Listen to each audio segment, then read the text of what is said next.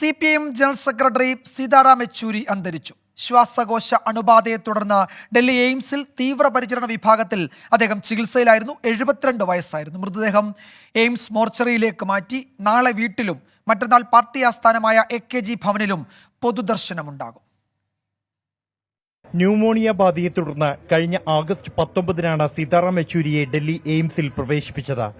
ആശുപത്രിയിൽ വെച്ചും ബുദ്ധദേവ് ഭട്ടാചാര്യയുടെ അനുസ്മരണ പരിപാടിയിൽ ഓൺലൈനായി പങ്കെടുത്തു. ये आज बताता है जो रास्ता उन्होंने चुना वो रहेगा. That will be a lodestar for the communist movement in the future. So once again, Lal Salam, Comrade Buddhadev Bhattacharya. ശ്വാസകോശ അണുബാധയെ തുടർന്ന് ആരോഗ്യനില മോശമായതോടെ തീവ്രപരിചരണ വിഭാഗത്തിലേക്ക് മാറ്റുകയായിരുന്നു.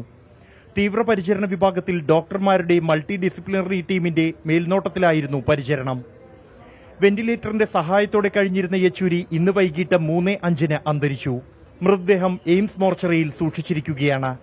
നാളെ വൈകിട്ട് 6 മണിക്ക് വസന്ത് കുഞ്ചിലെ വസതിയിൽ പൊതുദർശനത്തിന് വയ്ക്കും. ശനിയാഴ്ചയാണ് പാർട്ടി ആസ്ഥാനത്തെ പൊതുദർശനം. നാളെ വൈകുന്നേരം 6 മണിയോടുകൂടി all India institute of medical സയൻസസിൽ നിന്നും സഖാവ് സീതാറാം യെച്ചൂരിയുടെ ശരീരം വസന്തകുഞ്ചിലുള്ള അവരുടെ താമസ സ്ഥലത്തേക്ക് കൊണ്ടുപോകുന്നതും 14-ാം തീയതി രാവിലെ 11 മണി മുതൽ ഇവിടെ AKG ഭവനിൽ സഖാവ് സീതാറാം യെച്ചൂരിയുടെ മൃതശരീരം പൊതുദർശനത്തിന് വെക്കുന്നതാണ്.